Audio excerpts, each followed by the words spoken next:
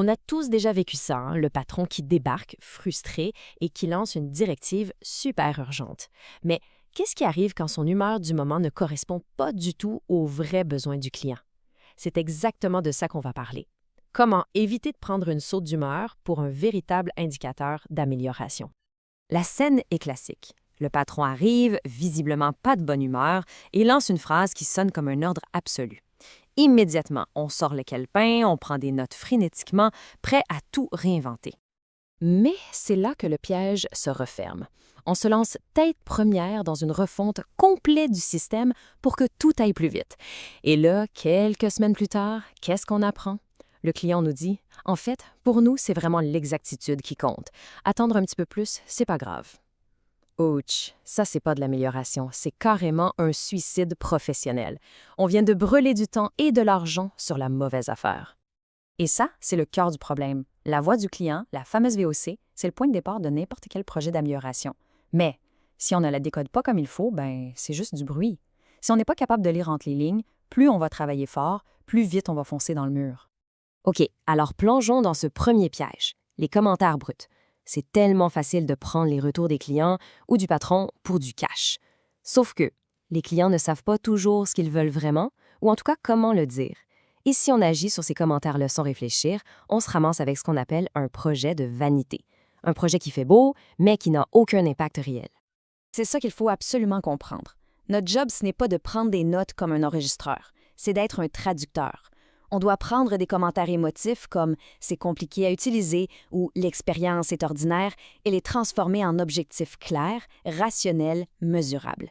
Des choses comme «pas plus de 3 clics pour compléter l'action» ou «un temps de réponse de moins d'une demi-seconde». C'est là que la magie opère.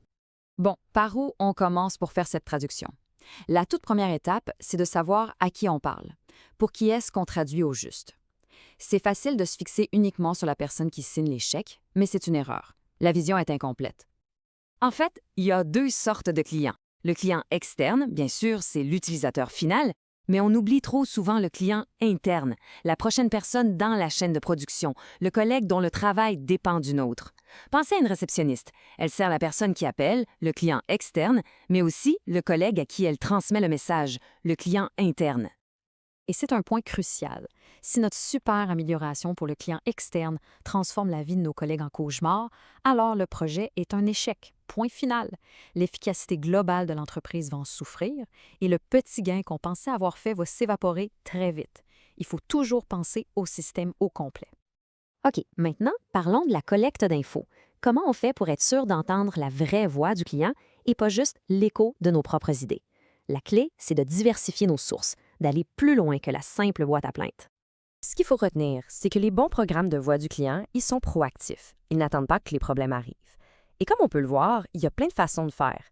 Bien sûr, il y a les classiques sondages, groupes de discussion, mais ça va plus loin. On peut faire de l'observation directe sur le terrain, ce que les Japonais appellent si bien aller au gemba. Le concept est tout simple. On se déplace là où ça se passe, là où le client utilise notre produit, pour voir les vrais problèmes de nos propres yeux. Et ça, c'est une idée vraiment, vraiment puissante. Parfois, ce qui n'est pas dit est ce qui en dit le plus. Un client qui n'utilise pas une fonction, qui ne se plaint pas, mais qui ne s'engage pas non plus, il envoie un signal très fort. Savoir écouter, c'est aussi savoir interpréter les silences. On arrive à l'étape la plus critique du processus. On a ramassé une tonne d'informations, parfois contradictoires, souvent très émotives. La grande question, c'est comment on transforme tout ce bruit en une feuille de route claire et précise.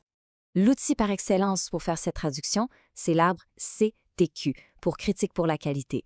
C'est une méthode super structurée qui nous aide à décomposer un besoin flou en petits morceaux concrets, des choses qu'on peut vraiment mesurer et donc améliorer.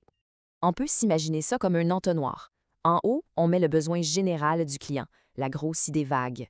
Au milieu, l'entonnoir identifie les grands facteurs qui définissent ce besoin. Et à la fin, ce qui sort, ce sont des exigences précises, chiffrées, mesurables. C'est ça qui nous permet d'agir.